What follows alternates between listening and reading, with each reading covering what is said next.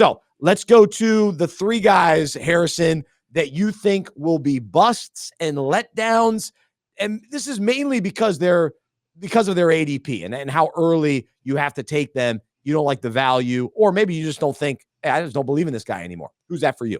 So the three guys where I think you're going to be really disappointed if you draft them early in your fantasy drafts are Michael Pittman, Jackson Smith and Jigba, and Aaron Jones. You look at Michael Pittman, he's going as the wide receiver 21 in drafts right now, which is fine because the last two seasons he's finished as the wide receiver 15 and the wide receiver 23.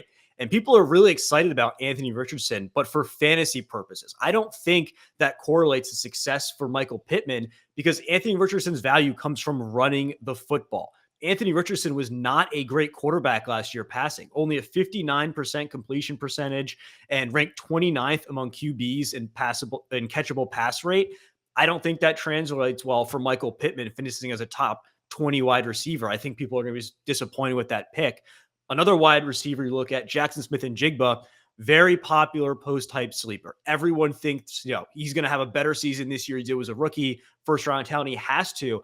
And while I think that's true, I just don't think he's really going to pay off that much on his ADP of wide receiver 42. Because even if he has a better season and passes Tyler Lockett on the depth chart, he's not passing DK Metcalf. He's not becoming the number one guy there.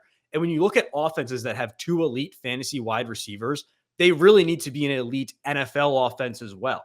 I mean, you look at guys like T. Higgins and Jalen Waddle, Devonta Smith, Brandon Ayuk. They're all on top NFL offenses. That's why they're also able to have great seasons as a number two on their team.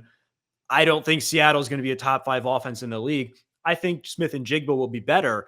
But, if he finishes as the wide receiver 34, being drafted as the wide receiver 40, yeah, that's technically value, but that doesn't really help your team that much. And then the final guy, which I have no idea why he is being drafted as high as he is Aaron Jones. I mean, Aaron Jones is 30 years old. He's only had 8 total rushing touchdowns over the last 3 years. And that was in the Green Bay offense with Jordan Love and Aaron Rodgers as his QB. Now he goes to Minnesota. You look at the reasons for why you should draft a running back, right? Like, is he in a top offense? Well, no, Aaron Jones is not in a top offense. Well, is he going to get 25 touches a game? No, Aaron Jones has never been that type of guy who's going to get 25 touches a game. Well, is he some young guy who we think his role is going to increase and he's going to be explosive? Like I said, he's 30 years old. We kind of know what Aaron Jones is at this point. And he's going as the RB19 in drafts, a running back too. That's absurd to me. If your only argument for, production is that, well, he's the starter in Minnesota, just draft Devin Singletary then, who's the starter for the Giants, or Austin Eckler, who's a similar type of player, is going as the RB33. Just take those guys later rather than taking Aaron Jones as a top 20 option. Makes no sense. Totally agree on Aaron Jones. That is a very clear bust there. But I disagree with you. I want Michael Pittman. I like that. Wide receiver 21, I think that's good value for him. I think the Colts will be much better this year. And so I understand Anthony Richardson as a runner, but still, they got to throw to somebody. Pittman's their guy.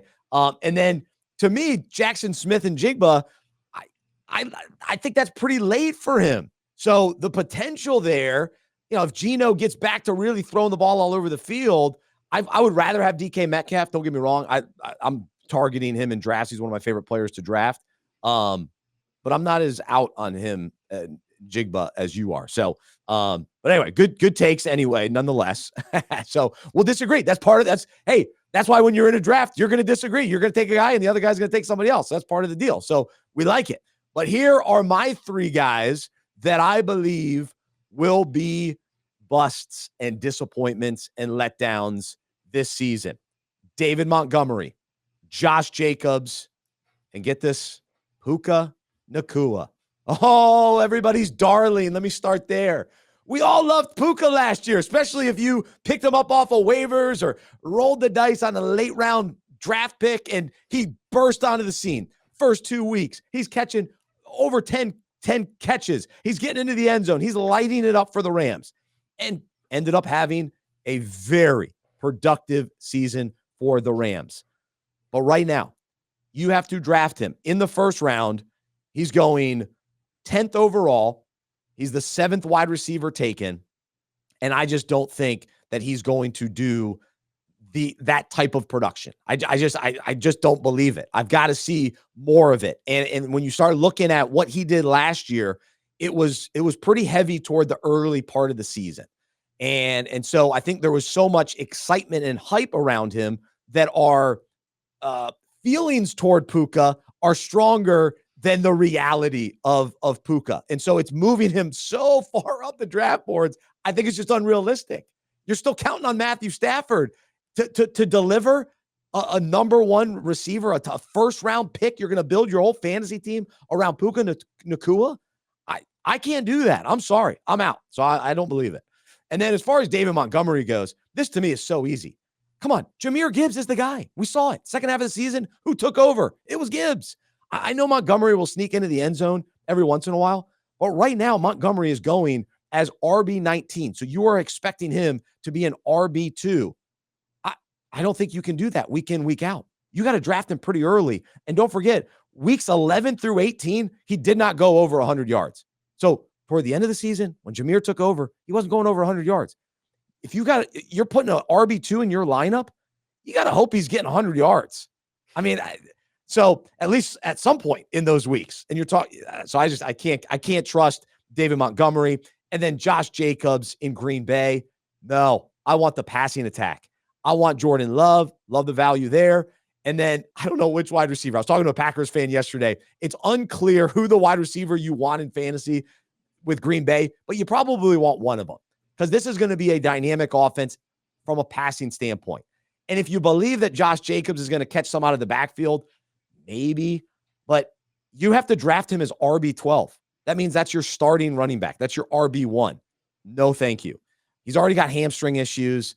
Last year, he only had 2 games over 100 yards the whole season. 2 games over 100. I know the Raiders stink, but guess what?